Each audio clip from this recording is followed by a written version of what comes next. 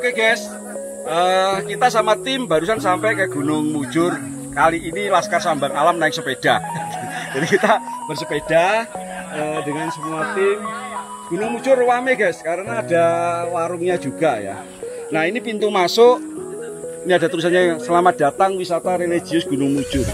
Kenapa wisata religius? Karena ini pintu masuknya menuju ke makamnya Eyang Mujur. Eyang Mujur itu Ki Ageng Kertowijoyo.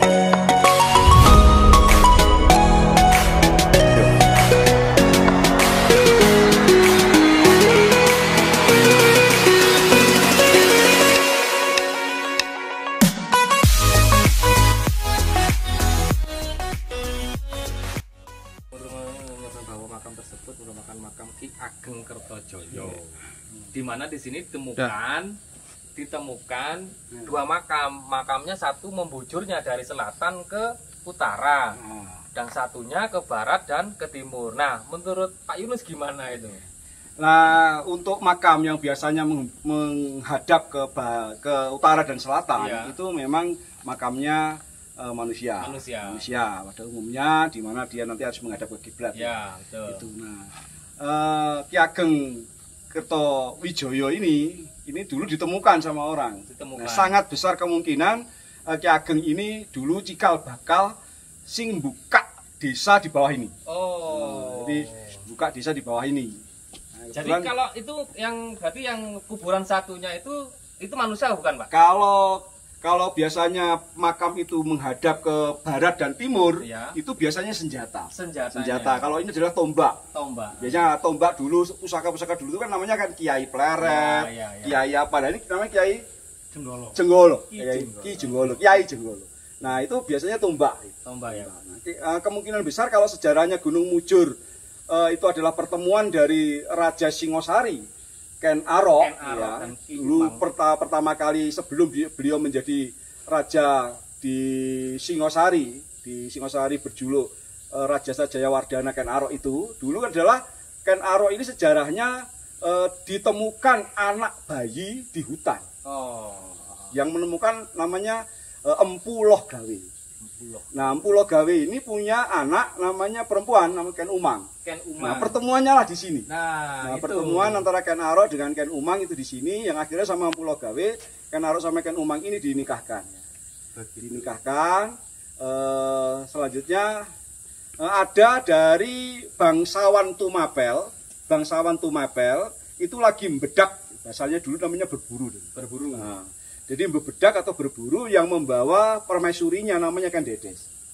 Nah, pada saat Raja Tunggul Ametung sama Ken Dedes itu naik kereta dalam rangka berburu di wilayah hutan lereng Gunung Arjuna waktu itu. Nah, Ken Arok melihat singkapan betis dari Ken Dedes. Nah, jadi betisnya Ken Dedes itu tersingkap. Gitu. Nah, disitulah timbul rasa cinta yang luar biasa. Karena melihat kecantikan dari Ken Dedes, betisnya saja sudah bersinar seperti itu. Nah, Ken Arok timbul rasa suka sama Ken Dedes. Maka timbullah sejarah-sejarah Ken Arok akhirnya mengabdi menjadi Tamtama Wirapraja di Kerajaan Tunggul Ametung, di Kerajaan Tumapel waktu itu, mengabdi kepada Raja Tunggul Ametung.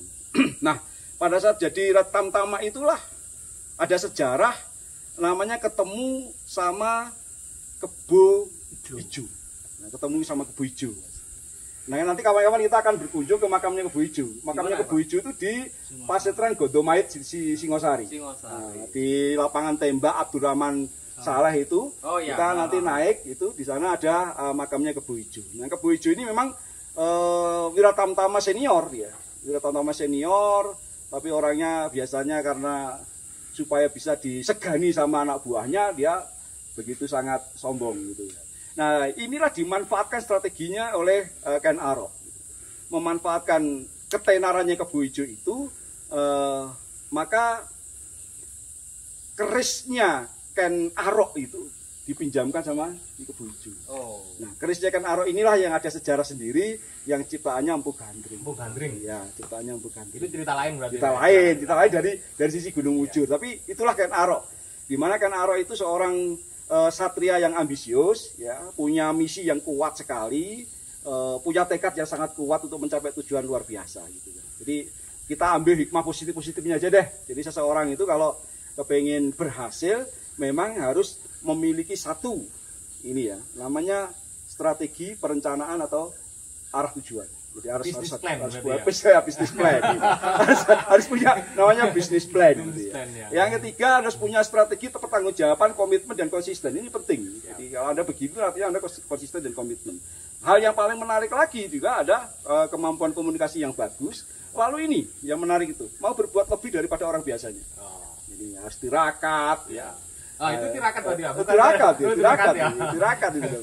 Nah seperti kita kesini ini mau tirakat sebenarnya ya. Spiritual gitu, mendekatkan diri pada Tuhan, tidak pada rata-rata manusia, harus di atas itu kalau kita mau. Jadi kalau itu berarti harus vertikal dan horizontal. Vertikal horizontalnya harus imbang Mas, harus imbang. Tapi yang menarik juga adalah harus punya skill dan pengetahuan yang cukup, harus punya ilmu yang kuat. Sehingga kayak Mas Utris yang nyuting ini harus belajar ilmu itu, supaya punya wawasan yang kuat. Jadi kalau sekarang ini beliau lagi jualan lovebird itu, jadi harus tahu strategi segmen market, gitu ya. Positioning, gitu. Saya harus jualan ke siapa saja, itu harus jelas. Biarpun lovebird itu sekarang lesu, Mas Utris ini juga luar biasa. Oke. Salam sambang alam, sehat selalu, bahagia setiap saat. Amin. Amin.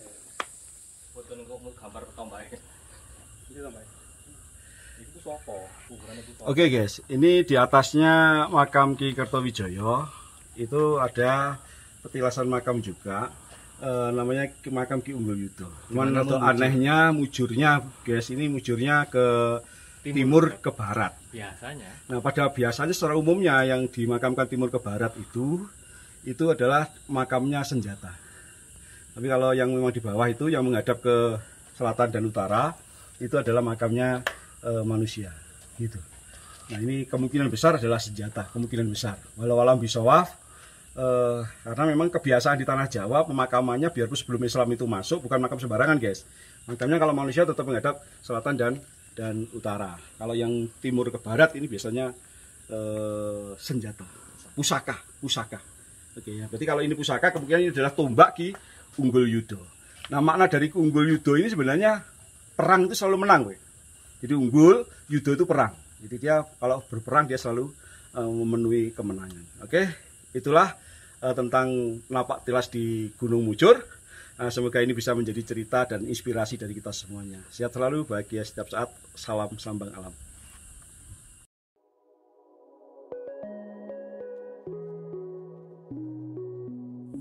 Ini ada banyak tempat yang dipakai untuk semedi ya. Banyak tempat dipakai untuk semedi, tafakur, mendekatkan diri kepada Tuhan, dengan berbagai tujuan deh. Yang penting apapun yang Anda lakukan di tempat-tempat sejarah, jangan pernah berpikir di luar Allah Subhanahu wa Ta'ala. Ya, jadi kita tetap menjunjung tinggi kearifan lokal kita, budaya nenek moyang kita. Budaya nenek moyang kita itu adalah bagaimana berupaya mendekatkan diri kepada Allah Subhanahu wa Ta'ala.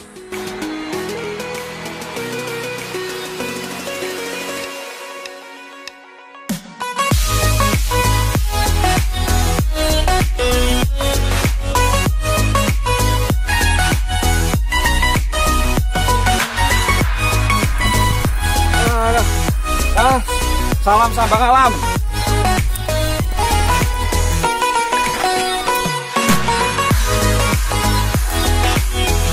Salam sambang alam.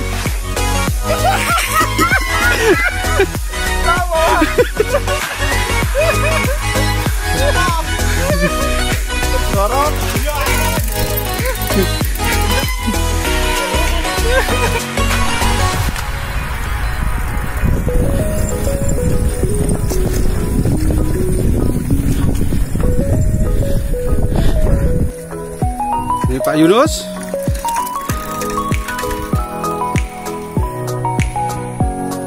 Ini salah guys, seharusnya pakai pedak gunung guys. Ini pakai city bag ini guys.